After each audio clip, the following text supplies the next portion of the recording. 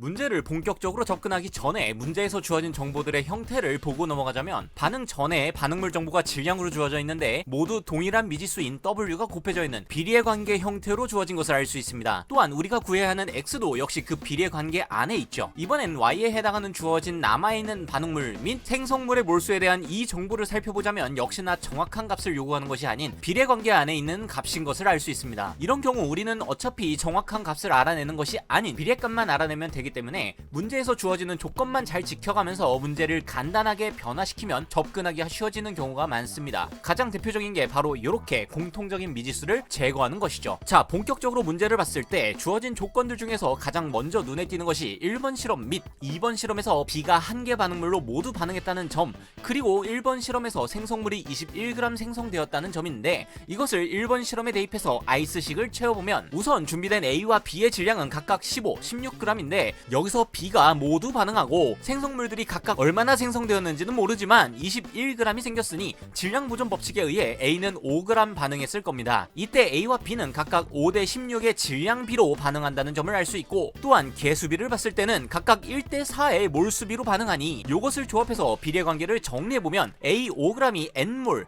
B 16g이 4n몰이라고 설정할 수가 있겠죠 라고 풀어야 정상이지만, 아까 설명드린 대로 어차피 비례관계 문제이기 때문에 비례식을 푸는 과정에서 n이 상쇄될 가능성이 매우 높으니 그냥 각각을 간단하게 1몰과 4몰이라고 가정하겠습니다. 어차피 1대 4라는 전제만 잘 지키면 되니까요. 그럼 아까 질량으로 나타냈던 아이스식을 이번엔 이렇게 몰수를 사용해서 나타낼 수가 있겠죠. 그리고 나서 화학식 반응식 개수가 1대 4대 3대 2라는 점을 활용하여 빈칸을 각각 채워보면 이렇게 각각 감소하고 증가한 몰수를 나타낼 수가 있고, 문제에서 주어진 대로 남아있는 반응물 분의 생성물 전체 양으로 나타내면 2분의 5라는 값을 얻어낼 수가 있습니다. 이와 같은 방법으로 2번 실험과 3번 실험을 각각 아이스식으로 나타내기만 하면 되는데, 2번 실험의 경우는 반응물의 질량이 확실치 않으니 3번 실험을 먼저 이렇게 분석해 보도록 하죠.